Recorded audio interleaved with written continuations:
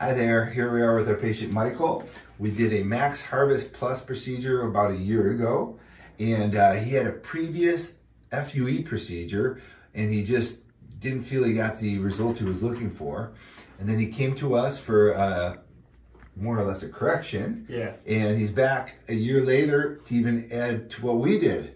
So can you tell me first about the FUE and how everything went with that? Yeah, the FUE, I was excited to have it done, but the results were completely underwhelming. So actually it added probably more stress than I had before that. So What originally led you down the FUE pathway? They told me it was less invasive, less healing time, that the results would have been comparable, but Okay. as I figured out that it was certainly not the case. Okay. How would you compare the procedure we did for you in comparison to the FUE procedure you had previously? This seriously exceeded all expectations. I didn't think that I would have been able to get this much hair, this much coverage, and I've been itching to get back down here for round 2. Awesome. If you were to quantify it, how many would you say it's double the amount of hair we gave you, triple the amount of hair compared to the FUE? Triple. Triple? I felt like I didn't even have anything done from the FUE. Okay. Awesome. Yeah. Awesome. Yeah, so our big procedures literally are moving like 5 times the amount of what those FUEs are doing. Oh, yeah. In your case, you probably got about 14,000 hairs. Yep. In your FUE, you probably got maybe 2,000-3,000 hairs. Yeah. Yeah. So you're right. But anyways, and you're using Propecia, you're doing Rogaine, so he's doing his part to keep what's left. And so has it changed your outlook on life? Has it changed your demeanor and things like that? Everything. It's just you wake up in the morning now and you don't worry about your hair. Isn't that nice? You just do it.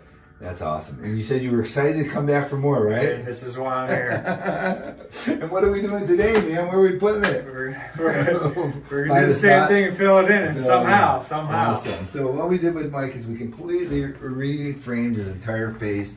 He had higher recessions on the sides here, so we brought this all the way down, reframed it. We thickened him up. He was thin through this vertex, and he was thin through this crown. And as you can see, we got him nice and loaded up with these nice density grafts, thickened that all the way up. He had a thin crown back here. We went through and we filled this crown with all nice density grafts to help fill that in. We went through his old FUE area, okay? And so you can see, he cuts his hair super short, probably even with like a 2-guard maybe. Yeah. And you can't even really see the scar. Our scar, look at this, that's the scar right there. That little line right there, that's all it is.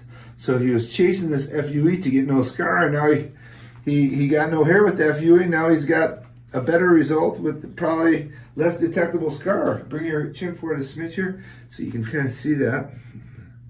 That's the scar all the way around. Came out great. Came out just great. You can just see that little trace line. But you can see his holes everywhere too. So you see more holes than you do the line.